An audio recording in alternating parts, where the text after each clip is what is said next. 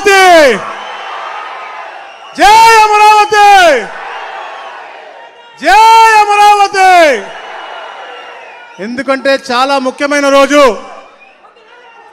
అమరావతి గెజెట్గా ఏదైతే పార్లమెంట్లో పాస్ అయిన తర్వాత గెజెట్గా వచ్చిన తర్వాత పెట్టిన మొట్టమొదటి మీటింగ్కి మన అధినాయకులు మనందరికి కూడా దైవ స్వరూపులు చంద్రబాబు నాయుడు గారు రావటం, మరి ఈ రోజున మీ అందరి సమస్యలు తెలుసుకుని పరిష్కరించడం కోసమే కాకుండా రాబోయే రోజుల్లో ఎలా మీ అందరి భవిష్యత్తుని తీర్చిదిద్దబోతా ఉన్నారో అది చెప్పడం కోసం రావడం జరిగింది. ముఖ్యంగా మిత్రులారా, అక్క చెల్లెలారా, మా ఆనందములారా, కుటుంబ సభ్యులారా, అమరావతి గురించి ఎందుకు నేను ముందుగా మాట్లాడుతూ ఉన్నానంటే మీ అందరి ఆశీస్సులతో ఇక్కడ శాసనసభ్యులు అయ్యాను.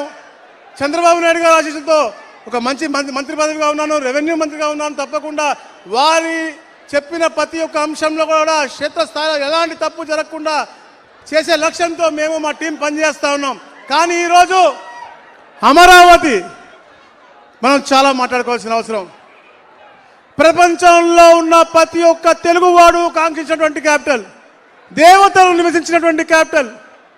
అలాగే ఈ దేశంలో 50 పార్టీలు ఉంటే 50 పార్టీలు మనకి సపోర్ట్ చేస్తే ఒక్క తుగ్లక్ పార్టీ మాత్రం ఇక్కడ ఉన్నటువంటి పార్టీ మనకు సపోర్ట్ చేయలేదు.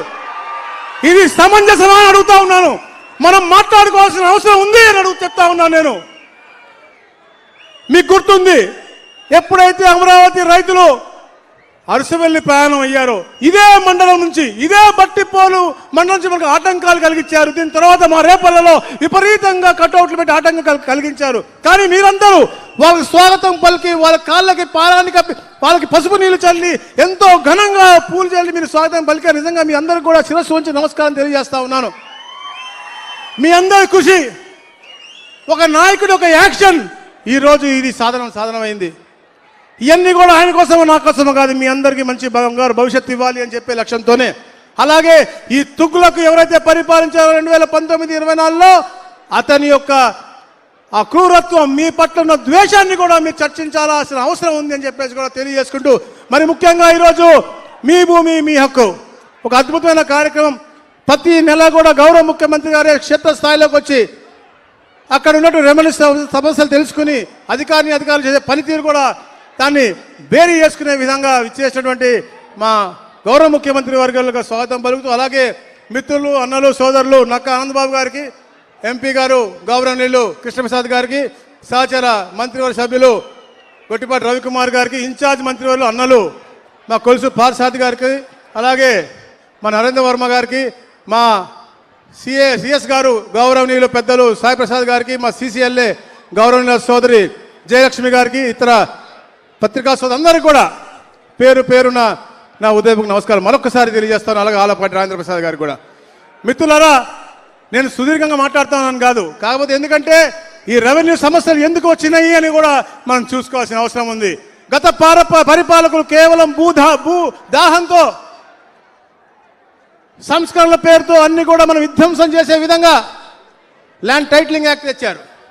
వారి ఇష్టం లేకపోతే 22A పెట్టారు. వివిధ రకాలుగా పేదవారి భూములను హరించే విధంగా కార్యక్రమాలు చేశారు. కానీ గౌరవ ముఖ్యమంత్రిగా ప్రమాణ స్వీకారం చేసిన తర్వాత తొలి సంతకంలో ఒకటే అయినటువంటి ల్యాండ్ టైటిలింగ్ రద్దు అనేది ఏదైతే హామీ ఇచ్చారో అది సంతకం పెట్టి మీ అందరికి కూడా ఒక నమ్మకాన్ని కలిగించారు.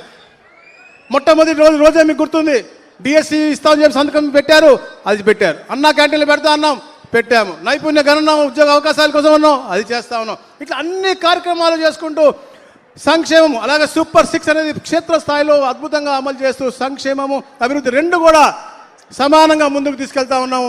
మిత్రులారా, మీరు అందరూ గ్రహించాలి, ఎప్పుడు ఎలాంటి ఎన్నికలు, ఎందుకంటే నేను చెప్తాను రెవెన్యూ సమస్యలు రాష్ట్రంలో ఎప్పటి నుంచో ఉన్నాయి. కానీ అవన్నీ కూడా క్షేత్రస్థాయిలో ప్రతి ఒక్కటి కూడా తెలుసుకుని అవన్నీ కూడా పరిష్కార మార్గం వైపు పూర్తిగా తీసుకెళ్తున్న ప్రభుత్వం ఏకైక ప్రభుత్వం మన ప్రభుత్వం అని చెప్పేసి కూడా నేను తెలియజేస్తా ఉన్నాను. ముఖ్యంగా ఈరోజు కార్యక్రమం, పాస్బుక్ కార్యక్రమం ఏదైతే ఉందో, గత పరిపాలకుడు అతనికి ఫోటో పిచ్చితో అతని ముద్ర వేసుకున్న పాస్బుక్ మనకు అవసరమా? అతని ఫోటోతో ఉన్న పాస్బుక్ని అడుగుతా ఉన్నాను. చెప్పాలి సోదరి, నువ్వే ఉన్నావు, గట్టిగా చెప్పాలి. అవసరమా?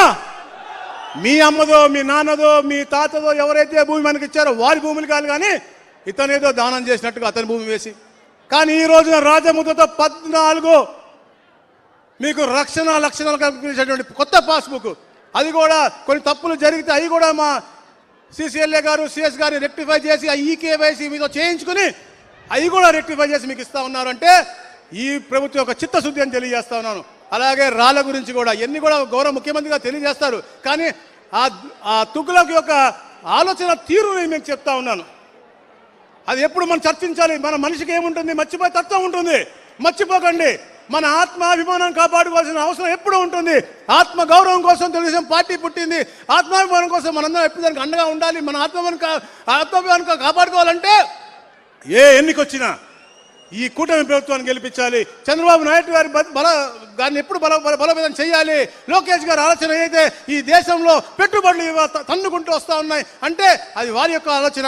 అలాగే గౌరవ డిప్యూటీ సీఎం అంటే పవన్ కళ్యాణ్ గారి యొక్క మంచితనం, వారి యొక్క ఆలోచన. కేంద్రం నుంచి కూడా మోడీ గారి ఆశీస్సులు. ఇట్లా ఇవన్నీ కూడా మీరు బేరు చేసుకుని ఎప్పుడు ఇక్కడ మా ఆనందనని, మా MP గారిని, అలాగే రాష్ట్రంలో ఎక్కడ ఏ ఎలక్షన్ జరిగినా కూడా ఆ తుగ్లక్ పార్టీని భూస్థాపితం చేయాల్సిన అవసరం ఉందని చెప్పేసి మరీ తెలియజేసుకుంటూ జై అమరావతి. ఈ మీ అరుపు ఢిల్లీలో మనకు సపోర్ట్ చేసిన ప్రతి ఒక్కరికి కూడా థ్యాంక్స్ గా వెళ్ళాలి. జై Amaravati. Thank you India for giving peoples capital Amaravati. Thank you. చాలా ధన్యవాదములు సార్.